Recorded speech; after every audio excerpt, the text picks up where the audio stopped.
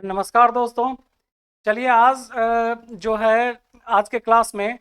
हम एक ऐसे टॉपिक को सेलेक्ट करते हैं जिस टॉपिक के अंतर्गत हम छोटे बच्चों से लेके क्लास 8 तक के बच्चों के लिए छुट्टियों में जो महत्वपूर्ण पढ़ने के तरीके होंगे उस पर बात करते हैं। पेरेंट्स इस बात को भी समझ लें, अगर ये वीडियो पेरेंट्स भी देख लें तो ठीक रहेगा, क्योंकि उनका समझना इसलिए जरूरी है कि छुट्टियों के वक्त बच्चे जो हैं सो घर पे रहते हैं और घर पे एज ए टीचर पेरेंट्स ही उनको गाइड कर सकते हैं। तो आज हम बात करते हैं पहले नर्सरी से यूकेजी तक के बच्चों के लिए बात करते हैं कि जो उन्हें किस किस चीज़ पे ध्यान देना है।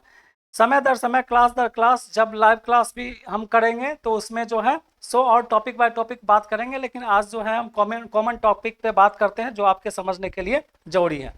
सबसे पहले किसी भी चीज़ को पढ़ने के लिए जहाँ छोटे बच्चे रहते हैं या बड़े बच्चे, उनमें सबसे ज़्यादा जो जरूरी है वह है दो दो चीज़ सबसे ज़्यादा प्रमुख है। एक है उसका राइटिंग, जिसमें बच्चों को अगर बात की जाए तो बच्चों की राइटिंग अच्छी होनी चाहिए। और दूसरा जो सबसे महत्वपूर्ण है कि बच्चों का रीडिंग अच्छा होना चाहिए।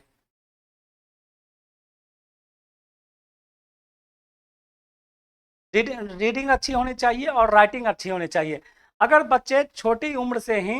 रीडिंग और राइटिंग दो चीज़ को कंसिस्टेंटली अगर ध्यान में रखें तो वो अच्छा डेवलप कर सकते हैं, अच्छा विकास कर सकते हैं। एजुकेशन के मामले में वो काफ़ी दूसरे बच्चों की अपेक्षा आगे जा सकते हैं।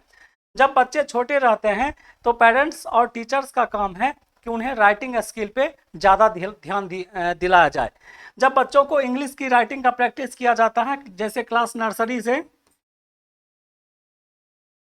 यूकेजी तक, अगर ये बच्चे हैं और इनमें अगर राइटिंग स्किल का ध्यान दिया जाए तो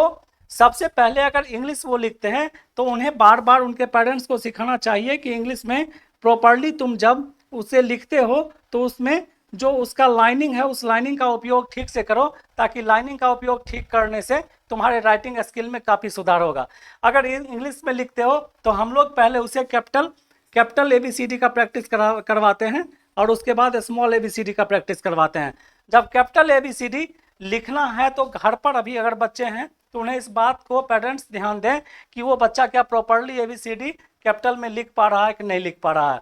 और अगर स्मॉल में लिख रहा है तो स्मॉल के लिए भी उन्हें बार बार स्कूल में भी यही बताया जाता है कि आप अपने राइटिंग में सुधार करो, और स्मॉल ABCD लिखते हो तो प्रॉपरली उसे जहां लिखना है वहां पे तुम उसे लिखने का कोशिश किया करो।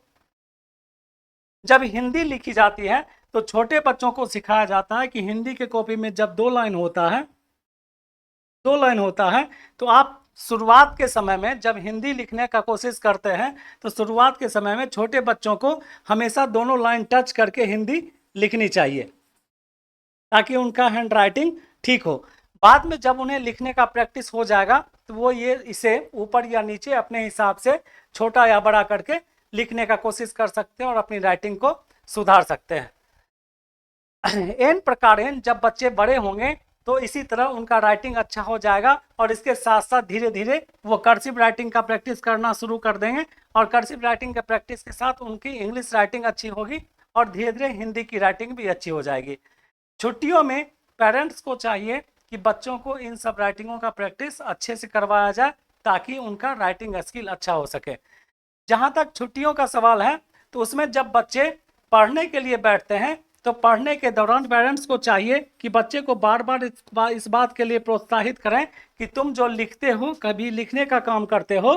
कुछ भी, तो उससे लिखने के साथ साथ जो है तुम पढ़ो भी। जब तुम कोई चीज़ लिखते हो तो लिखने के साथ साथ उसे बोल के तुम्हें पढ़ना चाहिए ताकि तुम्हारा राइटिंग और रीडिंग दोनों स्किल डेवलप हो सके। ये काम जो है मुख्यतः नर्सरी से लेके यूकेजी तक के बच्चों के लिए किया जाता है, प्रैक्टिस किया जाता है। और छुट्टी के दिन में भी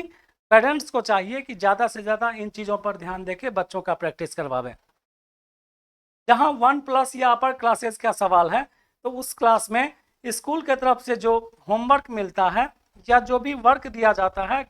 उस वर्क को पूरा करने के लिए बच्चे को सिलसिलेवार तरीके से वो काम पूरा करना चाहिए। अगर बच्चा मान लेते हैं कि साइंस अगर पढ़ने के लिए बैठता है, अगर ये मान लें कि साइंस पढ़ने के लिए बच्चा जो है सो बैठता है साइंस की बात अगर करते हैं, साइंस की बात कर, और साइंस में अगर अगर ये माना जाए कि साइंस पढ़ने के लिए बच्चा बैठता है और फॉर्मेटिव असेसमेंट 1 के हिसाब से, या उसके आगे मान लेते हैं कि टोटल 4 चैप्टर्स हैं, अगर उसे 4 चैप्टर पढ़ना है, 1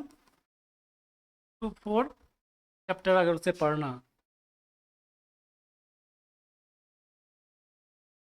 अगर उसे पढ़ने हैं, उसे पढ़ने का तरीका भी उसे समझना पड़ेगा। अगर चैप्टर 1 वो पढ़ना चाहता है, अगर घर पे पढ़ना चाहता है, टीचर जो पढ़ाए वो तो ठीक है, लेकिन अगर घर पे वो पढ़ना चाहता है तो चैप्टर 1 अगर पढ़ना चाहता है, सबसे पहले पढ़ने के लिए उसे चैप्टर 1 अगर पढ़ना है, ठीक है,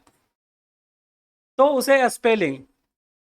सबसे पहले स्पेलिंग पे ध्यान देना है और उस चैप्टर का स्पेलिंग जो है सो राइट डाउन कर लेना है। उसके बाद जो वर्ड, सॉरी स्पेलिंग नहीं, जो डिफिकल्ट वर्ड्स हैं उस डिफिकल्ट वर्ड्स को पहले राइट डाउन कर लेना है, और उस डिफिकल्ट वर्ड का जो वर्ड होंगे उस वर्ड्स का मीनिंग भी उसे खोज के लिख लेना है, चाहे गूगल की सहायता से लिख ले या अपने पेरेंट्स से हेल्प लेके वो लिख ले, या आसपास कोई टीचर्स हैं तो उससे हेल्प लेके लिख ले। उसके बाद दूसरा चीज है कि उस चैप्टर का वो रीडिंग करे, रीडिंग करना स्टार्ट करे, और रीडिंग करके वो ये समझने का कोशिश करे कि हम जो पढ़ रहे हैं उसे पढ़ने के दौरान हम उसे कितना समझ रहे हैं। उसके बाद जो टर्म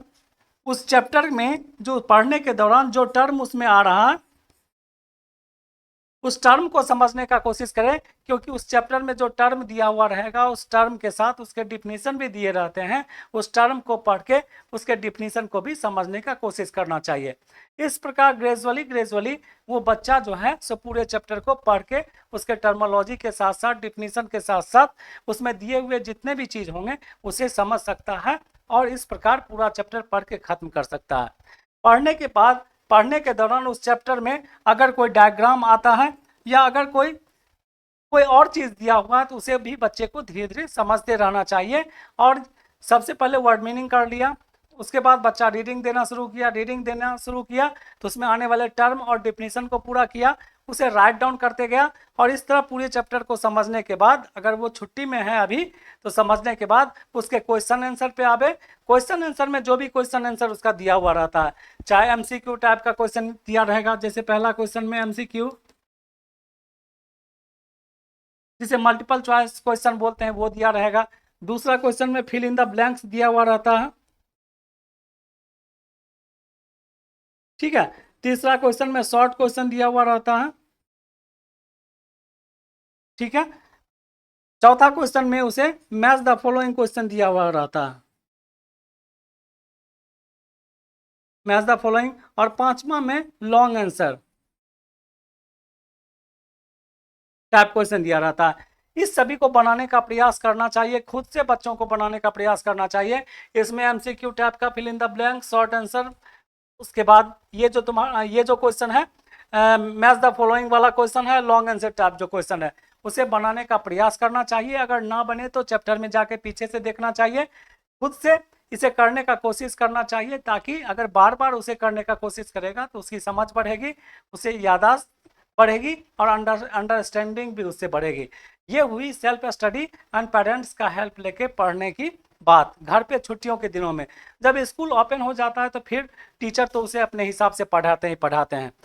लेकिन अगर आप किसी दिन अगर लाइव क्लास ना हो या वीडियो ना जा सके तो आप इस तरह से खुद पढ़ सकते हैं। बीच बीच में हम गाइड करेंगे, और जिस दिन हर चीज़ ओके रहेगा उस दिन आपका लाइव क्लास जो है 7 से 8 के बीच में निश्चित होगा, मैं ऐसा उम्मीद करता हूँ। अभी आप पढ़ना शुरू कीजिए, धीरे धीरे फिर हम आपको हेल्प करते रहेंगे, और उम्मीद है कि छुट्टियों में भी आपकी जो स्टडी है उसमें कोई बाधा उत्पन्न नहीं होगी, कोई डिस्टर्बेंस नहीं होगा, और आप अच्छा पढ़ के फिर स्कूल वापस छुट्टियों के बाद आएंगे। मिलते हैं अगले क्लास में, तब तक के लिए थैंक यू, अपना ख्याल रखिए, ठीक से रहिए, धन्यवाद।